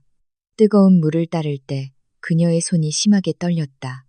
그녀의 머릿속은 혼란스러웠다. 만약 서연이 임신했다면 지혜와 민준의 위치는 큰 위험에 처하게 된다. 준우에게는 아파트 자금뿐만 아니라 새로운 가족을 부양할 돈이 필요했다. 그리고 그 자본은 민준이의 머리 위 지붕에서 나온다. 지혜는 준우에게 컵을 건넸고 남편의 손가락과의 접촉을 피했다. 고마워. 준우는 그것을 서연에게 주며 말했다. 천천히 마셔. 고마워, 지혜씨. 서연이 힘없이 말했다. 그녀의 얼굴은 여전히 창백했지만 지혜를 바라보는 눈빛에 이상한 섬광이 감돌았다. 죄책감의 섬광. 아니, 그것은 도전의 섬광이었다. 마치 자신에게 준우를 위한 당신보다 더 귀한 것이 있다고 말하는 듯했다. 그냥 손님 방에서 쉬는 게 낫겠어요. 준우가 제안했다. 제가 안내해 드릴게요. 괜찮아요. 여보. 다른 손님들한테 미안하니까요. 잠시 뒤뜰 테라스에 나가서 신선한 공기를 마실게요. 여기 답답해요. 알았어. 그럼 내가 같이 갈게. 두 사람은 부엌과 뒷마당을 연결하는 유리문으로 걸어 나가며 부엌에 혼자 남겨진 지혜를 뒤로 했다. 지혜는 몇 초를 기다렸다. 두 사람이 나간 것을 확인한 후 그녀는 살금살금 살짝 열려있는 부엌 창문으로 다가갔다. 얇은 커튼이 시야를 가렸지만 밤의 고요함 속에서 그들의 목소리는 또렷하게 들렸다. 당신 너무 부주의하잖아, 자기야. 준우의 목소리는 짜증났지만 부드러웠다. 지혜가 의심하면 어떡해? 그냥 의심하게 둬. 언제쯤 단호해질 거야. 내 배가 점점 커지고 있잖아. 서연이 퉁명스럽게 대꾸했다. 의사가 애는 튼튼하다고 했지만 나는 우리 아이가 명분 없이 태어나는 건 원치 않아. 아파트에서 숨어서 출산하고 싶지 않아. 쾅! 그 고백은 지혜의 귀에 어떤 물리적 메타작보다도 더 세게 때렸다. 그들은 모든 것을 너무 깔끔하게 계획했다. 준우는 아직 사랑해서 이혼을 미룬 것이 아니라 먼저 자산을 확보하고 싶었던 것이다. 그는 지혜와 민준이를 가난하게 만든 다음 길거리에 내쫓고 싶었다. 내 시체를 넘어서라. 지혜는 속으로 말했다. 지혜는 식당으로 돌아왔다. 그녀의 얼굴은 이제 표정 없는 평면이었다. 그녀는 준우와 서연이 떠난 후 비어있는 옆자리에 놓인 서연의 핸드백을 보았다. 지퍼가 살짝 열린 비싼 브랜드의 가방. 지혜의 눈에 가방 안에 무언가가 들어왔다. 분홍색 작은 수첩. 산전 진찰 수첩이었다. 망설임 없이 다른 손님들이 거실에서 잡담하는 동안, 준우가 아직 테라스에 있는 동안 지혜는 휴대폰을 집어들었다. 빠르고 숙련된 동작으로 그녀는 가방 사진을 찍고 살짝 삐져나온 수첩 일부 사진을 찍은 다음 아무 일도 없었다는 듯 의자에 다시 앉았다. 오늘 밤 지혜는 자신의 핵무기를 확보했다. 김대현 변호사가 옳았다. 그녀는 조금 더 버텨야 했다. 하지만 버티는 전략만으로는 충분하지 않았다. 지혜는 공격을 시작해야 했고 그녀의 첫 공격은 준우의 가장 약한 부분인 평판과 재정에 향할 것이다. 준우와 서연이 얼굴이 맑아진 채 들어왔을 때 지혜는 그들을 가장 달콤하고 가장 끔찍한 미소로 맞이했다. 서연 씨, 좀 괜찮아지셨어요? 지혜가 부드럽게 물었다. 다음에 조심해요. 너무 피곤해지면 안 돼요. 안에 있는 아기가 아플 수 있잖아요. 서연과 준우의 얼굴이 순식간에 굳어졌다. 준우는 아내를 눈을 크게 뜨고 쳐다보았다. 지혜가 알고 있는 걸까? 아니면 단지 장염에 대한 인사치레였을까? 지혜는 그들의 눈에 비친 두려움을 즐겼다. 제 말은 내부 장기 말이에요. 지혜가 침착하게 차를 따르며 말을 이었다. 위는 민감하잖아요. 그렇죠, 여보. 아침 해가 환기구 틈을 비집고 들어왔다. 하지만 이번에는 그 빛이 퉁퉁 부은 지혜의 눈을 멀게 하지 못했다. 더 이상 퉁퉁 부은 눈은 없었다. 오늘 아침 지혜는 해보다 먼저 일어났다. 그녀는 침실의 큰 거울 앞에 서서 자신의 모습을 다듬었다. 거울 속의 여자는 더 이상 호텔 복도에서 울던 지혜도 부엌 창문 뒤에서 떨던 지혜도 아니었다. 지혜는 화장대 서랍에서 가위를 꺼냈다. 차가운 눈빛과 단단한 손으로 그녀는 준우가 좋아해서 오랫동안 기른 긴 머리를 잘랐다. 치직, 검은 머리카락 가닥들이 바닥에 떨어졌다. 이제 머리는 어깨 길이였고 단호하고 신선하며 위험한 인상을 주었다. 그녀는 창백한 얼굴을 최소한에 하지만 날카로운 화장으로 가리고 눈 밑의 다크서클을 완벽하게 감추었다. 오늘 지혜는 희생자 노릇을 그만두었다. 오늘 그녀는 플레이어가 되었다. 민준이를 통근 차량에 태워보낸 후 지혜는 집에 머물지 않았다. 그녀는 결혼 전 직장 시절의 낡은 블레이저를 꺼내 입고 자카르타의 교통체증을 뚫고 등기부등본을 담보로 잡힌 은행 지점으로 향했다. 상속 관련 행정 업무에 유효한 아버지의 오래된 위임장과 당연히 등기부등본의 정당한 소유자로서의 지위를 무기로 지혜는 지점장과 만날 것을 강요했다. 우연히도 지점장인 최기철 씨는 예전에 돌아가신 아버지의 우수 고객이었다. 놀랍습니다. 지혜 양. 최기철 씨가 책상 위에 서류철을 넘기며 말했다. 그의 얼굴은 매우 난처해 보였다. 준우 씨가 지혜 양이 위독해서 싱가포르에서 치료비가 필요하다고 해서 집 등기부등본을 담보로 대출금을 최대한 빨리 인출하려고 서둘렀다고 하던데요. 지혜의 턱 근육이 굳었다. 위독이라니. 준우는 정말 도덕성 없는 개자식이구나. 그는 아내의 생명을 이용해 정부의 아파트 자금을 대주고 있었다. 제가 아팠던 건 맞지만 지금은 회복했어요. 지혜가 차분하게 대답하며 분노의 소용돌이를 숨겼다. 그래서 여기 온 거예요. 나머지 대출금이 언제 나오는지 확인하려고요. 첫 단계로 5억 원은 지난주에 나왔습니다. 나머지 10억 원은 모레 나올 예정이에요. 마지막 서류에서 지혜 양의 서명이 조금 달라서 다시 한번 확인이 필요하다고 준우 씨가 그러더군요. 어제 준우 씨가 서명할 서류를 병원으로 가져가겠다고 했는데 지혜는 옅게 미소 지었다. 신이 그녀를 돕고 있었다. 준우는 자신의 서명을 서툴게 위조했고 은행은 나머지 금액 인출을 보류하고 있었다. 이것이 기회였다. 최기철 씨. 지혜는 몸을 앞으로 숙였다. 좀 도와주실 수 있나요? 그 인출을 막아주세요. 시스템 오류가 있다거나 본사 감사 중이라고만 하세요. 제가 여기 왔다는 말은 하지 마세요. 서명이 위조되었다고 의심하신다는 말도 하지 마시고요. 시간을 최대한 끌어주세요. 최기철 씨는 혼란스러운 표정으로 지혜를 바라보았다. 왜요? 돈이 필요한 것 아니었나요? 이건 가정 문제입니다, 부장님. 그리고 이건 아버지의 마지막 유언이에요. 그 집은 잘못된 일에 팔리거나 담보로 잡혀서는 안 돼요. 지혜의 목소리가 약간 떨렸고 노인의 감성적인 부분을 건드렸다. 제발 도와주세요, 부장님. 아버지 명예를 위해서라도요. 최기철 씨는 깊게 한숨을 쉬고 천천히 고개를 끄덕였다. 알겠습니다. 내부 감사 핑계로 보류하겠지만 영원히 막을 수는 없어요, 지혜 양. 최대 2주요. 2주면 돼요. 지혜가 단호하게 말했다. 은행에서 나온 지혜는 즉시 김대연 변호사의 사무실로 향했다. 그녀는 모든 것을 털어놓았다. 서연의 임신, 은행에서 아프다고 한 이유, 그리고 모레 있을 10억 원, 인출 계획까지. 김대연 변호사는 펜으로 책상을 두드리며 얼굴은 심각했지만 눈에는 의욕의 성광이 번뜩였다. 잘했어. 은행에 간 건 아주 훌륭한 조치였어. 지혜야. 김대연 변호사가 칭찬했다. 이제 준우가 돈이 묶여서 당황할 때까지 2주라는 시간이 생겼어. 그가 당황하면 실수를 할 거야. 우리는 그의 패닉을 이용해야 해. 김대연 변호사는 서랍을 열어 파란색 파일을 꺼냈다. 준우가 지금 이혼하면 재산이 묶일까봐 두려워했지. 맞지? 내 삼촌. 그렇다면 우리가 그의 두려움을 이용하자. 김대현 변호사는 지혜에게 문서를 내밀었다.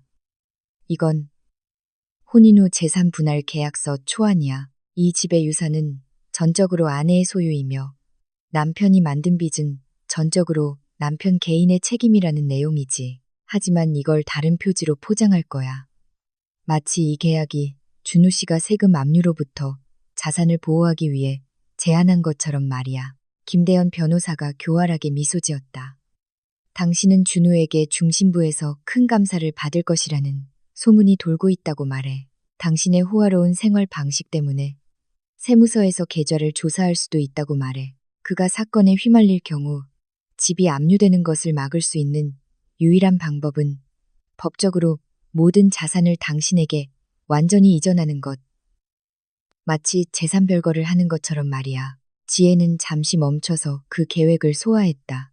위험했지만 준우는 자기애가 강하고 편집증이 심한 사람이었다. 그는 자신의 경력이 망가지는 것을 두려워할 것이 틀림없다. 지혜가 이것이 준우의 자산을 보호하기 위한 것이라고 확신시킬 수 있다면 그는 동의할 것이다. 그에게 통제권을 쥐고 있다고 느끼게 해. 지혜야, 당신을 자산 보관용 바보 아내로 여기게 해. 김대현 변호사가 말을 이었다. 그가 내 앞에서 여기에 서명하는 순간 집은 안전해질 거야. 그리고 15억 원의 빚은 자동으로 그의 개인적인 빚이 되어 당신의 집을 담보로 요구할 수 없게 돼. 지혜는 떨리지 않는 손으로 그 문서를 집어들었다. 노무사님을 준비시켜 주세요. 제가 그를 데려갈게요. 그날 오후 지혜는 완벽하게 짜인 전략을 가지고 집에 돌아왔다. 그녀는 준우를 위해 비싼 작업 셔츠와 새 넥타이를 샀다. 그의 계획을 순조롭게 진행시키기 위한 선물이었다. 준우가 돌아왔을 때 그는 새로운 모습의 지혜를 보고 놀랐다.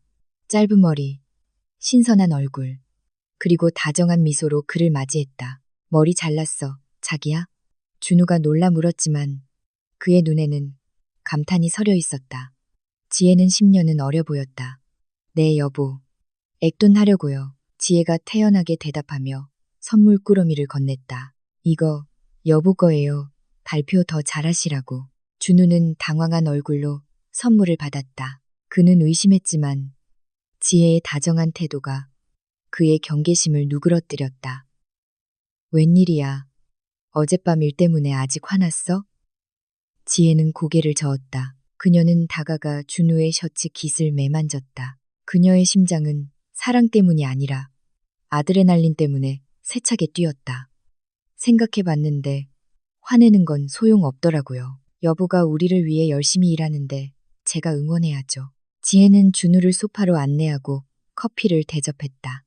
그녀는 인위적인 걱정스러운 표정을 지었다.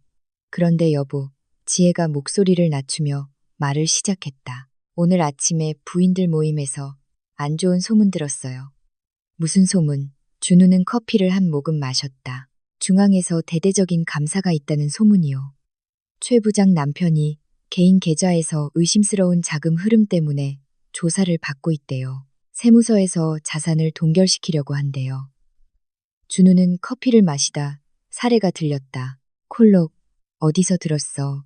준우의 얼굴이 새파래졌다. 감사에 대한 소문은 그의 회사에서 실제로 돌고 있었고 준우는 등기부등본 문제 외에도 소액 프로젝트 자금을 횡령했다는 것을 알고 있었다. 고위 공무원 부인들 모임에서요. 지혜는 거짓말을 매끄럽게 했다. 여보, 저 무서워요. 우리 집은 공동 명의잖아요. 만약 여보가 감사받아서 문제 생기면 아버지 유산인 집도 압류될 수 있잖아요. 준우는 침묵했다. 그의 눈이 불안하게 움직였다. 두려움이 그의 생각을 잠식하기 시작했다. 만약 조사를 받고 집을 담보로 15억 원의 빚을 지고 있다는 것이 밝혀지면 그는 끝장이다. 그래서 해결책이 뭔데? 준우가 조심스럽게 물었다. 그래서 그들이 뭐라고 하던가요? 지혜는 목소리를 낮추며 마치 국가 기밀을 누설하는 것처럼 말했다. 많은 사람들이 급하게 재산 분할 계약을 맺어요. 모든 자산을 아내 명의로 다 옮기는 거죠. 그러면 남편이 사건에 휘말려도 아내 자산은 법적으로 건드릴 수 없으니까요. 나중에 폭풍이 지나가면 다시 돌려받을 수 있고요. 지혜는 순진한 눈빛으로 준우의 눈을 똑바로 쳐다보았다. 저는 법 같은 건 잘 몰라요, 여보. 하지만 집이 압류되면 우리가 노숙자가 될까봐 무서워요. 우리도 그렇게 해야 할까요? 집이 100%제 소유가 되도록 해요. 여보, 회사 감사로부터 안전하게요. 준우는 지혜를 바라보았다. 그의 머릿속은 빠르게 돌아갔다. 지혜의 아이디어는 이치에 맞았고 심지어 매우 훌륭하게 들렸다. 집이 완전히 지혜 명의로 재산 분할을 통해 이전되면 감사관들은 그 집을 건드릴 수 없을 것이다. 그리고 지혜가 어리석고 순종적인 아내이기 때문에 준우는 나중에 언제든지 다시 가져올 수 있다고 확신했다. 준우는 활짝 웃었다.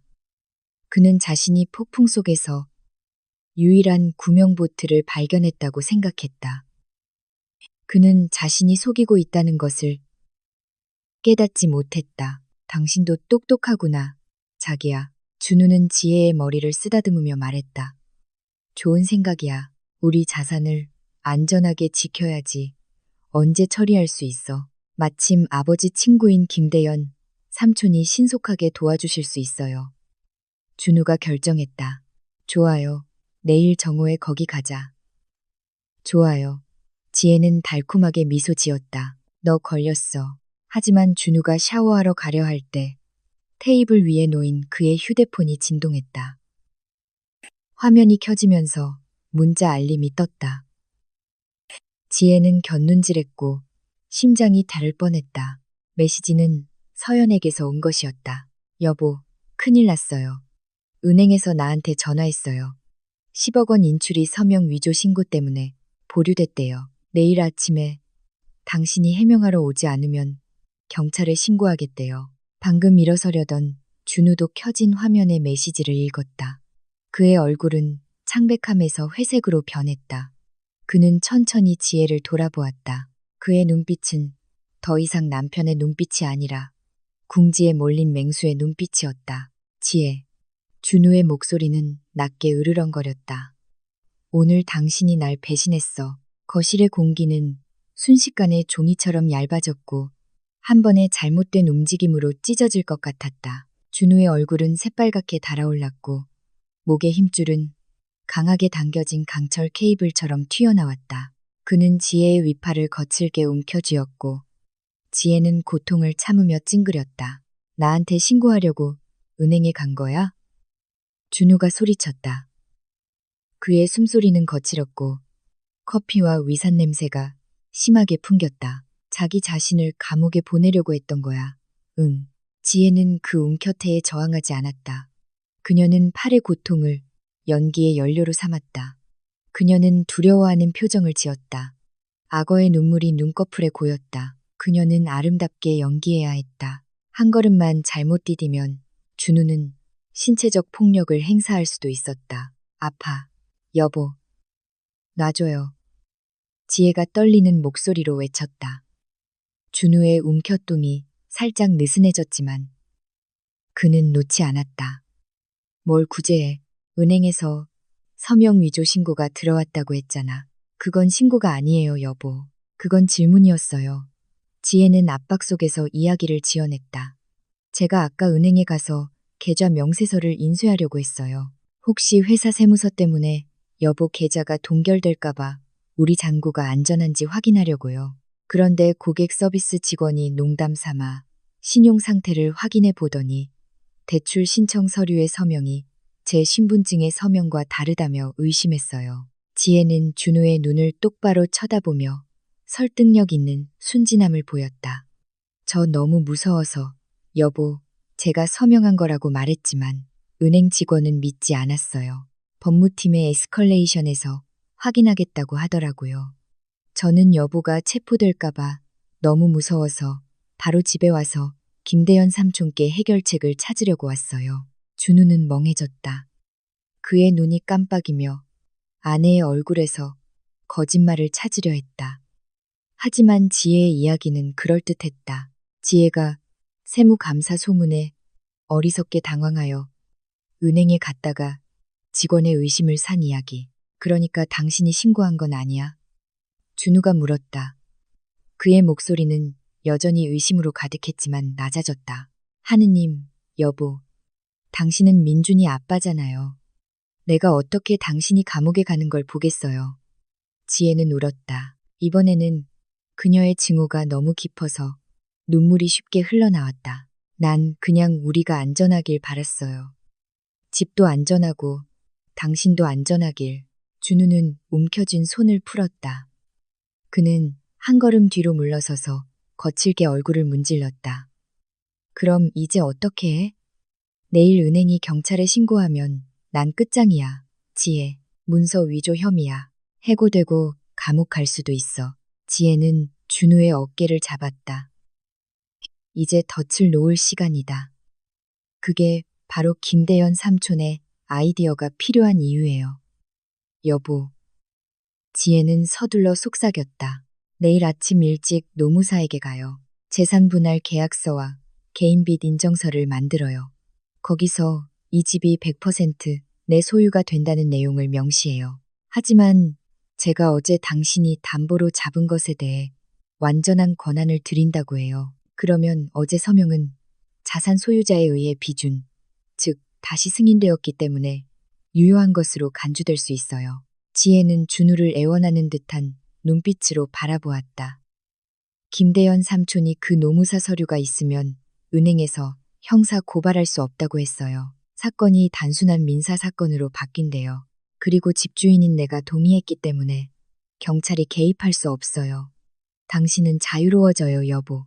준우는 오랫동안 침묵했다. 그의 혼란스러운 머리가 실제로는 오해를 불러일으키는 그 법적 논리를 필사적으로 소화하려 했다. 패닉 상태에서 지혜의 해결책은 폭풍우 속에서 유일한 구명보트처럼 들렸다. 정말 김대현 삼촌이 내일 그걸 처리해 줄 수 있어? 준우가 물었다. 물론이죠. 삼촌은 아버지의 친구세요. 분명히 도와주실 거예요. 지혜가 단호하게 대답했다. 그날 밤 준우는 깊이 잠들지 못했다. 그는 방안을 서성거렸고 때때로 계속해서 재촉하는 서연의 문자 메시지에 답장했다. 한편 지혜는 남편에게 등을 돌린 채 희미한 미소를 지으며 잠들었다. 그녀는 아주 깊이 잠들었다. 다음 날 아침, 다르마 왕사 노무사 사무실의 분위기는 형식적이고 차가웠다.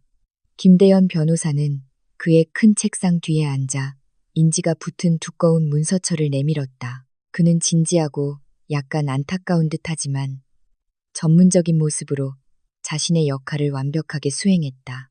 이것이 은행법 위반과 세무조사 함정으로부터 박준우 씨의 입지를 안전하게 지킬 수 있는 최선의 해결책입니다. 김대현 변호사가 문서의 조항들을 가리키며 설명했다. 이것에 서명함으로써 박준우 씨는 집 등기부등본이 김지혜 부인의 절대적인 권리임을 인정하게 됩니다. 그 대가로 김지혜 부인은 해당 등기부등본 담보 제공에 대해 이의가 없음을 진술합니다. 준우는 훑어보았다. 용어는 복잡하고 얽혀 있었다. 그의 생각은 오직 한 가지에만 집중되어 있었다. 경찰로부터의 자유. 이거 나중에 취소할 수 있나요, 삼촌? 조사가 끝나면요. 준우가 의심스럽게 물었다. 물론이죠. 물론이죠. 이건 부부간의 합의니까요. 양 당사자가 동의하면 언제든지 변경할 수 있어요. 김대현 변호사는 아주 빠르고 희미하게 말했다. 준우는 그 함정을 알아차리지 못했다. 만약 지혜가 나중에 동의하지 않으면 이 합의는 영원할 것이다. 더 자세히 읽지 않은 채 준우는 펜을 집어들었다. 세라를 껴안았던 바로 그 손이 인지가 붙은 곳에 서명을 그었다. 슥슥 끝났다. 지혜도 흔들림 없는 손으로 서명했다. 성립됐습니다. 김대현 변호사가 상상의 망치를 두드리며 말했다. 그는 아크타 사본을 지혜에게 건넸다. 집 등기부등본은 김지혜 부인과 박준우 씨 모두에게 안전합니다. 이 문서는 오늘 정오에 은행의 법적 증거로 사본을 보낼 것입니다. 경찰은 아저씨를 잡으러 오지 않을 거예요. 준우는 길게 한숨을 내쉬었다.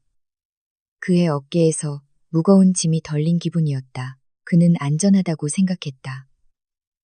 집도 안전하고 10억 원은 월요일에 나올 것이라고 생각했다. 서연도 기뻐할 것이다. 지혜는 남편을 곁눈질했다. 당신의 마지막 안도감을 즐기세요, 여보. 노무사 사무실을 나온 준우는 즉시 지혜를 껴안았다.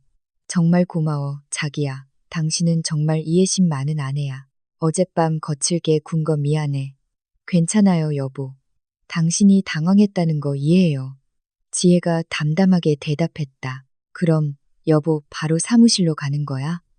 응, 작은 문제가 해결됐다는 걸 서연에게. 아니, 프로젝트 팀에게 알려야지. 준우의 얼굴이 환해졌다. 아, 맞다, 자기야. 이 문제가 해결됐고, 내 프로젝트도 순조로울 테니까. 이번 주 토요일에 내 승진 축하와 우리 결혼 5주년 기념 파티를 같이 하는 거 어때? 대가족과 회사 친구들도 초대하자. 지혜는 멍해졌다. 결혼기념일. 준우가 기억하는 걸까? 아니면 자신의 가짜 성공을 모두 앞에서 과시할 핑계를 만드는 것일까? 좋아요, 여보. 지혜가 대답했다. 영악하고 기발한 계획이 그녀의 마음속에서 번뜩였다. 좋아, 내가 케이터링이랑 초대장을 준비할게. 집에서 가든 파티를 하자. 내가 부장님까지 초대해서 우리 가족이 얼마나 화목한지 보여줄 거야. 그게 내년 승진의 플러스 요인이 될 거야. 준우는 콧노래를 부르며 차에 탔다. 그는 지혜를 보도에 서 있게 한 채 떠났다. 지혜는 휴대폰을 꺼내 최기철 지점장에게 전화를 걸었다. 여보세요, 최기철 씨. 저 지혜예요. 네, 노무사 서류 다 끝났어요. 제가 지시하는 대로 잘 들어주세요. 그 서류는 오히려 담보 설정을 취소하기 위한 거예요. 그 집은 이제 100% 제 소유고 저는 남편의 빚에 동의하지 않았어요. 10억 원의 대출금 인출을 영구적으로 취소해 주세요. 그리고 다음 주 월요일까지 남편에게 절대 알리지 마세요. 네, 지혜 부인. 자금 동결 조치하겠습니다. 수화기 넘어 최기철 씨가 대답했다. 지혜는 전화를 끊었다. 준우는 토요일에 축하 파티를 열 예정이다. 그가 자신의 직책 성공과 화목한 가족을 과시할 파티. 그곳은 준우의 자존심을 죽이는 완벽한 무대가 될 것이다. 지혜는 만족스럽게 미소 지었다. 더 이상 가짜 미소가 아니었다. 그것은 집행관의 미소였다. 좋아, 여보. 파티하자. 그녀는 바람을 향해 중얼거렸다. 토요일이 밝았고 하늘은 맑았다. 마치 우주가 오늘 밤 열릴 가장 큰 연극을 축복하는 듯 했다. 평소 조용했던 집 뒤뜰은 호화로운 가든 파티 장소로 변모해 있었다. 작은 펜던트 조명이 망고나무 가지에 감겨 있었고 깨끗한 흰색 식탁보로 덮인 뷔페 테이블이 줄지어 서 있었고 정원 구석에서 돌아가는 통돼지구이 냄새는 막 도착하기 시작한 손님들의 식욕을 자극했다. 준우는 시럽잔을 든 채 군중 한가운데에 서 있었다. 그의 얼굴은 빛났고 미소는 떠나지 않았다. 그는 안전하다고 생각했다. 집도 안전하고 10억 원은 월요일에 나올 것이라고 생각했다. 그리고 오늘 밤 그는 부사장 앞에서 운영이사 후보로 공식 인정받을 것이다. 지혜는 그의 옆에 서 있었는데 몸매를 우아하게 감싸는 짙은 파란색 원피스를 입고 있었다. 짧은 머리는 깔끔하게 정돈되어 있었고 모조 다이아몬드 목걸이로 가느다란 목을 뽐냈다. 진짜 다이아몬드는 준우가 투자 실패로 잃어버린 지 오래였다. 지혜는 미소 지으며 손님들에게 친절하게 인사했고 완벽한 트로피 아내 역할을 훌륭하게 해냈다. 축하해요. 준우 씨. 정말 잘 어울리는 부부네요. 부사장이 남편과 함께 오며 칭찬했다. 감사합니다. 부장님. 이 모든 건 제 아내의 기도 덕분이죠. 준우는 겸손하게 말하며 지혜의 허리를 다정하게 감쌌다. 지혜는 속에서 치미는 메스꺼움을 참으며 고개를 끄덕였다. 즐겨, 여보. 곧 이 무대가 무너질 테니까. 구석 음료 테이블 근처에는 서연이 서 있었다. 그녀는 배가 살짝 불러오는 것을 가리기 위해 넉넉한 파스텔 톤의 돌핀이 드레스를 입고 있었다. 그녀는 아름다웠지만 불안해 보였다. 그녀의 눈은 계속해서 준우와 지혜를 훔쳐보고 있었다. 준우가 공개적으로 아내를 감싸 안는 모습을 보는 것이 그녀의 마음속에서 불타는 질투심을 불러일으켰다. 반면 그녀는 스태프로서 가장자리에 서 있을 뿐이었다. 행사는 순조롭게 진행되었다. 부드러운 어쿠스틱 음악이 흘러나왔다. 오후 9시 수다스러운 HR 스태프인 MC가 거대한 흰색 프로젝터 스크린 앞에 작은 무대로 올라왔다. 신사숙녀. 여러분, 이제 오늘의 주인공 박준우 씨의 짧은 연설을 들을 시간입니다. MC가 활기차게 외쳤고 우레와 같은 박수갈채가 이어졌다. 준우는 자신감 있게 무대로 올라섰다. 그는 마이크를 잡고 숨을 고른 다음 청중을 권위 있는 눈빛으로 바라보았다. 아싸라무 알라이즘. 안녕하십니까 부사장님. 동료 여러분. 그리고 사랑하는 가족 여러분. 준우는 낮고 단단한 목소리로 연설을 시작했다. 오늘 밤은 제 직책 축하뿐만 아니라 저기 있는 위대한 여인 지혜와의 결혼 5주년을 축하하는 자리이기도 합니다. 모든 시선이 지혜에게 쏠렸다. 준우는 극적으로 그녀를 가리켰다. 지혜는 우리 가정의 기둥입니다.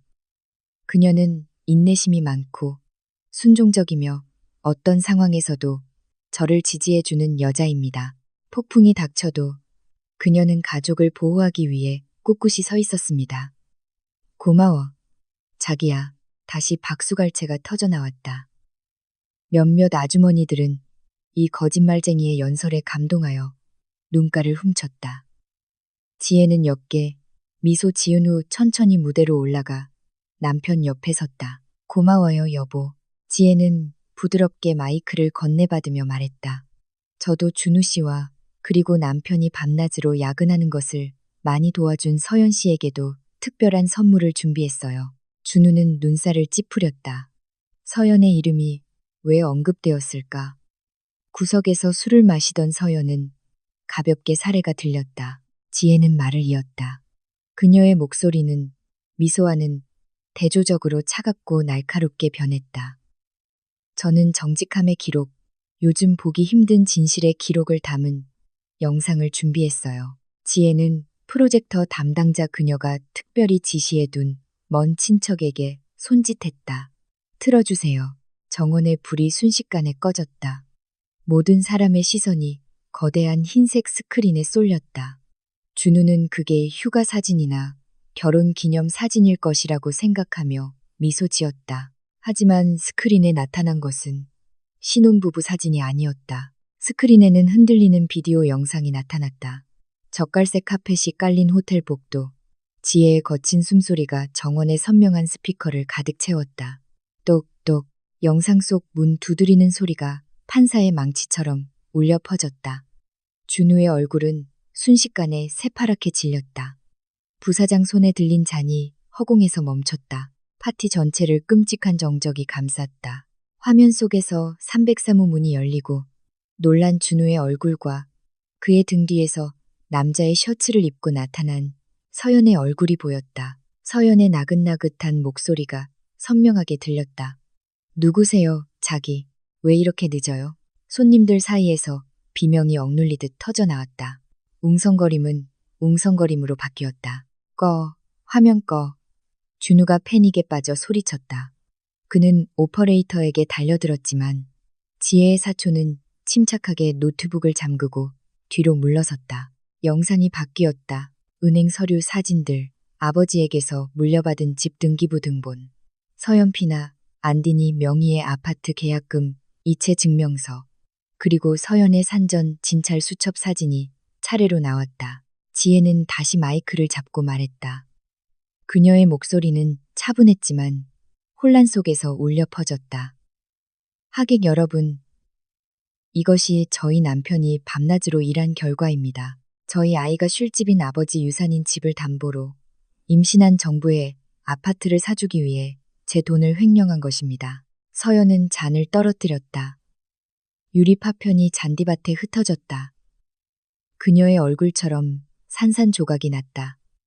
모든 시선이 그녀를 역겨운 표정으로 쳐다보았다. 아까 친절하다고 칭찬했던 회사, 고위 관리자 부인들도 이제는 오물을 보는 듯한 눈빛으로 그녀를 바라보았다. 준우는 돌아섰고 분노와 수치심으로 얼굴이 새빨개졌다. 지혜, 너 미쳤어. 내 커리어를 망쳤어. 당신 스스로 망친 거예요. 여보, 지혜가 담담하게 대답했다. 부사장이 군중을 해치고 걸어 나왔다. 그의 얼굴은 분노로 어두웠다. 그는 무대로 올라가 지혜의 손에 있던 마이크를 빼앗았다. 그리고 준우를 살인적인 눈빛으로 바라보았다. 부사장의 목소리는 감정으로 떨렸다. 저는 부패한 청렴성을 용납하지 않습니다. 가족 자산 횡령, 부하 직원과의 불륜. 당신은 회사를 망신시켰어. 부장님. 이건 오해예요. 부장님. 이건 조작이에요. 준우는 변명하려 애쓰며 보스의 발 앞에 무릎을 꿇었다. 닥쳐. 월요일부터 회사에 발들일 생각 마. 해고 통지서는 내일 보낼 거야. 그리고 서연, 당신도 해고야. 명예로운 해고가 아니야. 준우는 무대 바닥에 힘없이 주저앉았다. 그의 세상은 몇 분 만에 무너졌다. 경력, 평판, 명예, 모든 것이 사라졌다. 지혜는 비참해 보이는 남편을 바라보았다. 그녀는 MC석 뒤에서 파란색 서류철 하나를 꺼냈다. 그리고 하나 더 있어요, 여보. 지혜가 말하며 준우가 고개를 들게 했다. 어제 노무사에게서 서명했던 계약서, 기억나요? 당신은 그게 세금으로부터 재산을 지키기 위한 거라고 생각했지. 지혜는 서류철을 열어 준우에게 내용을 보여주었다. 그건 이 집과 그 안에 있는 모든 것이 100% 내 소유라는 것을 인정하는 계약서예요. 그리고 이 집이 내 소유이기 때문에 저는 오늘 오전에 은행에서 10억 원의 대출금 인출을 취소했어요. 준우의 눈이 튀어나올 듯 크게 떠졌다. 뭐라고? 취소했다고? 네. 그러니까 당신은 돈이 없어요, 여보. 직업도 없고요. 이미 나온 5억 원의 빚은 당신의 개인적인 빚이 되었고, 이제 당신은 부양해야 할 아이가 있어요. 이 말을 들은 서연은 비명을 질렀다. 여보, 월요일에 돈이 나온다고 했잖아요. 내 아파트는 어떻게 돼요? 계약금 날리는 거예요. 지혜는 만족스럽게 미소 지었다. 그녀는 대문이 활짝 열린 것을 가리켰다. 이제 제 집에서 나가세요. 당신의 정부를 데리고 당신 옷가지를 챙기세요. 내가 준 돈이나 나에게서 훔친 돈으로 산 것은 아무것도 가져가지 마세요. 지혜, 어떻게 이럴 수 있어. 준우가 탄식했다. 절망의 눈물이 그의 뺨을 타고 흘러내렸다. 그는 지혜의 발을 잡으려 했다. 우린 부부잖아. 자기야, 민준이는 아빠가 필요해. 지혜는 준우의 손을 발로 살짝 차서 멀어지게 했다. 민준이 아빠는 어젯밤 303호에서 죽었어요. 지혜가 차갑게 말했다. 경비원, 이 쓰레기 좀 끌어내요. 지혜가 미리 준비해둔 경비원 2명이 달려와 발버둥치는 준우와 엉엉 우는 서연을 으리으리한 집 대문 밖으로 끌어냈다. 손님들은 이 추방 과정을 경악과 만족이 뒤섞인 시선으로 지켜보았다. 지혜는 다시 불이 켜진 무대 중앙에 꼿꼿이 서 있었다. 그녀는 혼자였지만 이렇게 강하다고 느낀 적은 없었다. 그녀는 심호흡을 하고 자유의 공기를 폐에 가득 채운 후 오늘 밤 아주 달콤하게 느껴지는 공기를 천천히 내쉬었다. 하지만 무대에서 내려오자 갑자기 머리가 띵했다. 세상이 잠시 빙글 돌았다. 아마도 아드레날린이 급격히 떨어진 탓일 것이다. 그녀는 천막 기둥을 붙잡았다. 김대현 변호사가 군중 사이에서 나타나 그녀의 어깨를 가볍게 두드렸다. 훌륭했어, 아가씨. 내 아버지가 자랑스러워 하실 거야. 감사해요, 삼촌. 지혜가 속삭였다. 이제 한 막만 남았네요. 그게 뭔데? 이 자네들을 새로운 궁전으로 재건하는 거요? 지혜는 갑자기 속이 메스꺼워진 배를 잡고 물었다. 잠시 메스꺼움. 지혜는 멍해졌다. 그녀는 머릿속으로 날짜를 세었다. 스트레스, 복수에 대한 집중.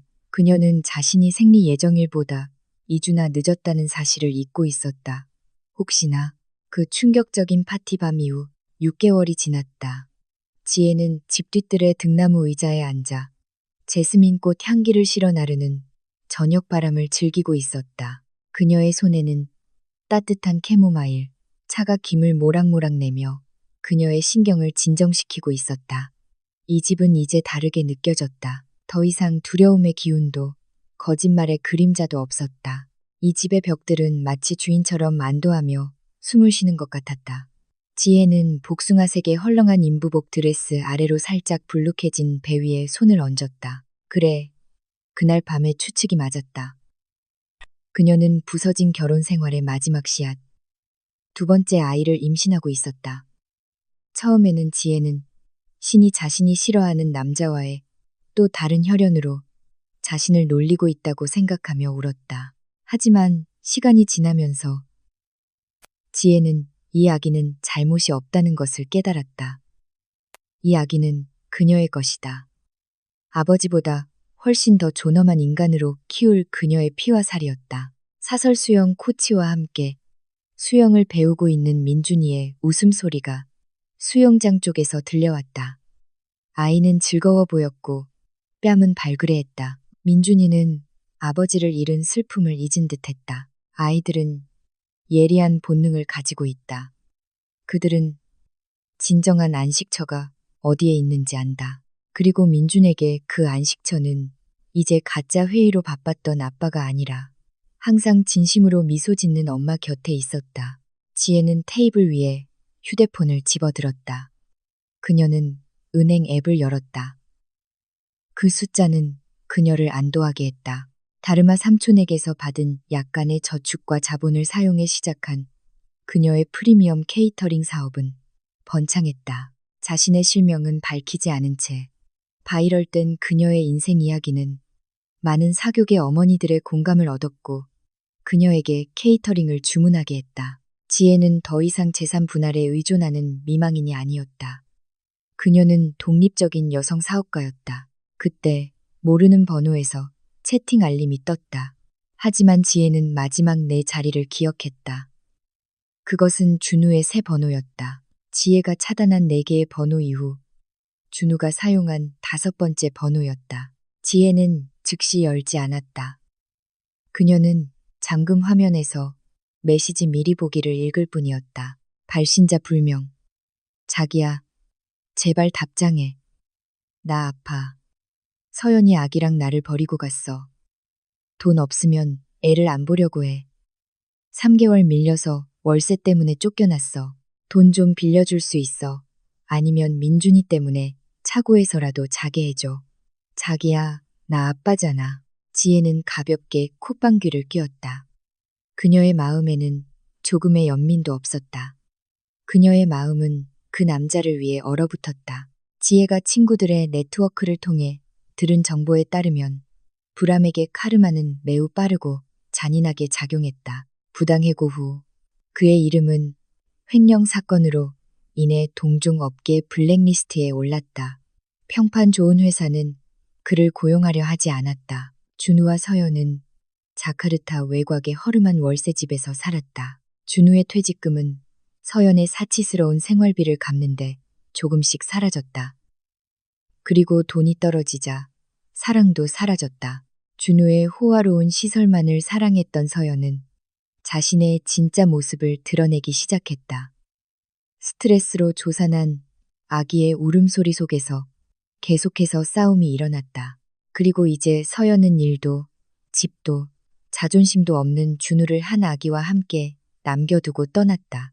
지혜는 비싼 정장을 입고 위풍당당했던 준우가 이제 낡은 옷을 입고 떨리는 손으로 이 애원하는 메시지를 쓰고 있는 모습을 상상했다. 민준이의 엄마가 지혜의 멍한 생각을 방해했다. 지혜는 돌아보았다. 민준이는 온몸이 젖은 채 수건을 목에 두르고 작은 걸음으로 달려왔다. 엄마, 코치님이 저 자유형할 수 있게 됐대요. 나중에 아기 태어나면 제가 수영 가르쳐 줄게요, 엄마. 민준이가 엄마의 배를 쓰다듬으며 열정적으로 말했다. 지혜는 아들의 젖은 머리를 쓰다듬으며 미소 지었다. 응, 내 사랑. 민준 형이 멋진 형이 될 거야. 내가 아는 어떤 남자보다 훨씬 더 멋진 형이 될 거야. 엄마, 뭐 보고 있어요? 민준이가 휴대폰을 곁눈질했다. 지혜는 휴대폰 화면을 다시 한번 바라보았다. 준우의 메시지는 여전히 거기에 있었다. 결코 오지 않을 자비를 기다리면서 아무것도 아니야. 아가, 그냥 쓰레기 메시지일 뿐이야. 지혜가 대답했다. 그녀의 손가락이 화면을 쓸었다. 차단, 삭제. 지혜는 휴대폰을 뒤집어 놓았다. 그녀는 과거가 필요 없었다. 그녀에게는 이곳에 밝은 미래가 있었다. 이 집은 이제 완전히 그녀의 소유가 되었다. 등기부등본은 금고에 안전하게 보관되었다. 그녀의 마음은 평온함 속에 안전했다. 지혜는 차를 한 모금 다시 마셨다. 해가 서쪽 지평선 너머로 지기 시작했고 하늘을 아름다운 황금빛으로 물들였다. 지난 5년 중 처음으로 지혜는 자신이 진정으로 살아있다고 느꼈다. 그녀는 더 이상 준우의 아내가 아니었다. 그녀는 민준이의 엄마이자 뱃속 아기의 미래의 엄마인 지혜였다. 그녀는 심호흡을 하고 자유의 공기를 폐에 가득 채운 다음 준우의 이름이 그녀의 삶에서 영원히 사라지는 것과 함께 천천히 내쉬었다. 하늘은 어두워졌지만 지혜에게는 새로운 여명이 막 밝아오고 있었다.